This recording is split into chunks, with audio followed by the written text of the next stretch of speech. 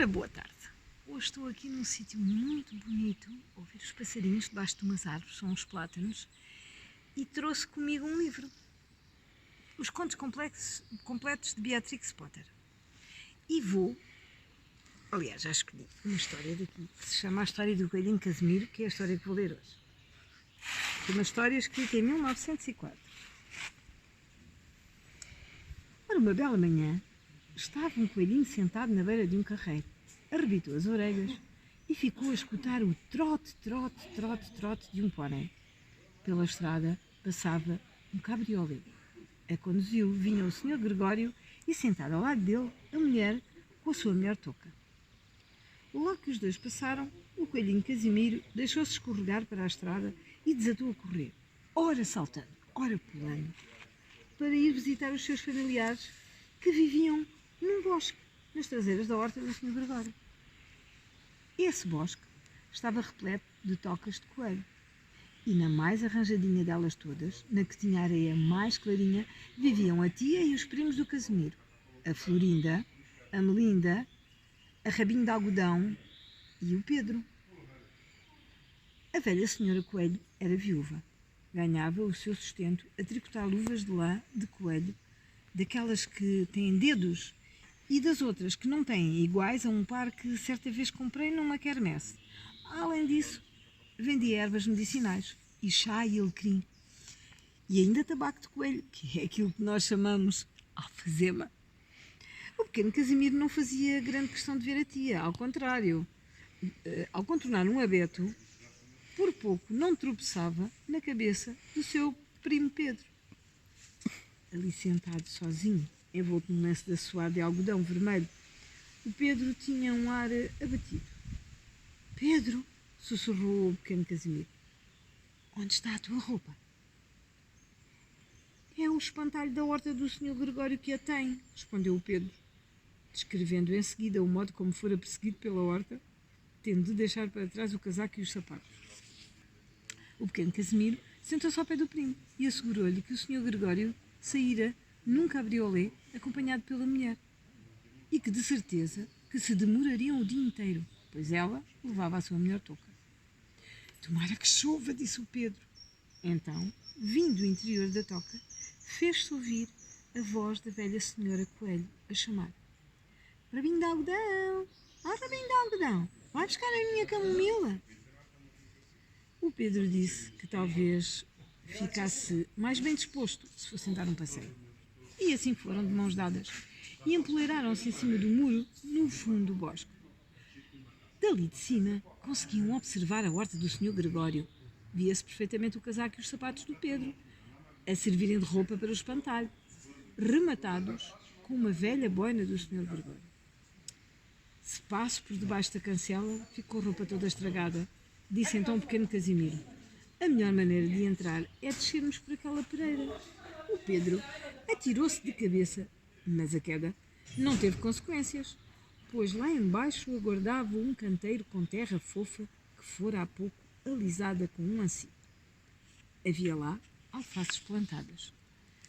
Deixaram muitas pegadas estranhas pequeninas espalhadas pela terra do canteiro, sobretudo o pequeno Casimiro que trazia tamancos calçados.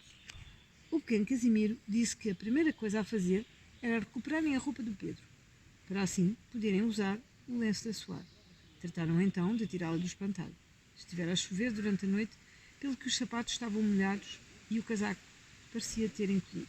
O Casimiro ainda experimentou a boina, mas era demasiado grande para a cabeça dele. O Casimiro sugeriu então que enchessem o lenço de assoar com cebolas, em jeito de presente para a tia. O Pedro não parecia estar a divertir-se nem um bocadinho. Estava sempre atento ao mínimo ruído. O Casimiro, pelo contrário, era como se estivesse em casa e até se pusera a mastigar uma folha de alface. Contou ao Pedro que costumava ir ali à horta com seu pai buscar alfaces para o almoço de domingo. O pai do pequeno Casimiro tinha o mesmo nome que o filho. Era o Sr. Casimiro. As alfaces essas eram uma verdadeira delícia. O Pedro não foi capaz de comer fosse o que fosse. Disse apenas que queria regressar a casa. Até deixou cair metade das cebolas. O pequeno Casimiro argumentou que era impossível voltarem a subir pela pereira assim carregados com as cebolas. Avançou com grande ousadia, tomando a dianteira rumo ao outro extremo da horta. Seguiram os dois por cima de umas pranchas de madeira que serviam de carreiro, junto de um muro de tijolo vermelho banhado pelo sol. Sentados à entrada de casa, os gatinhos partiam caroços de cereja e piscaram os olhos ao ver o coelho Pedro e o coelho Casimiro. E lá tornou o Pedro a deixar cair as cebolas que levava no lenço da soar. Viram-se então no meio de vasos de flores, baldes e tinas de madeira. O Pedro já só ouvia ruídos e estava tão assustado que os seus olhos, de tão arregalados, pareciam grandes berlindes. Seguia alguns passos à frente do seu primo, quando de repente se deteve. E foi com isto que os dois coelhinhos se depararam ao virarem a esquina. O pequeno Casimiro deitou uma espreitadela e em menos de nada escondeu-se juntamente com o Pedro e as cebolas debaixo de um cesto grande.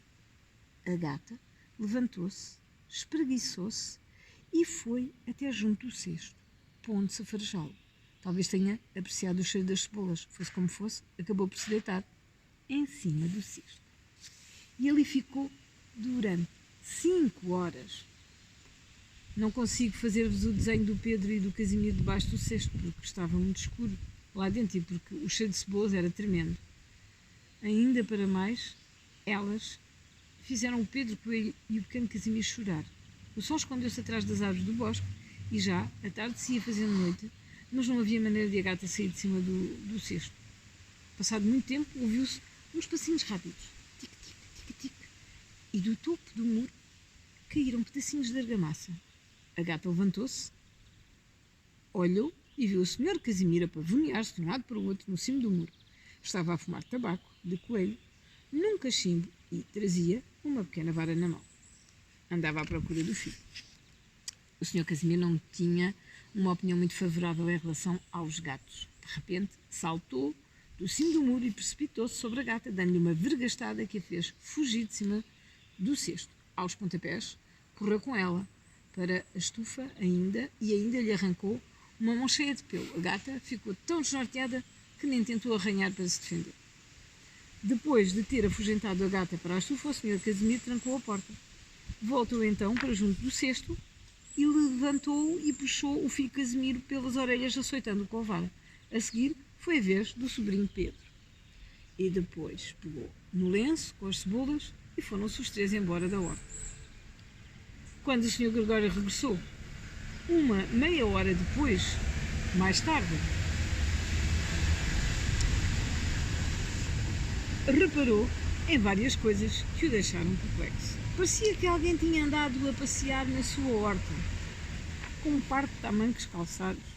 Só que as pegadas eram muito pequeninas. Além disso, não conseguia perceber como é que a gata tinha conseguido fechar-se dentro da estufa e trancar a porta por fora. Quando o Pedro chegou a casa, a mãe ficou tão contente de o ver de ver que ele encontrara os sapatos e o casaco, que lhe perdoou. A Rabinho de Algodão e o Pedro dobraram o lenço e a senhora Coelho entrançou os calos das cebolas numa réstia e pendurou no teto da cozinha, juntamente com os molhos de ervas aromáticas e de tabaco de coelho. E este é o fim da história de hoje. Até a uma próxima. Adeus.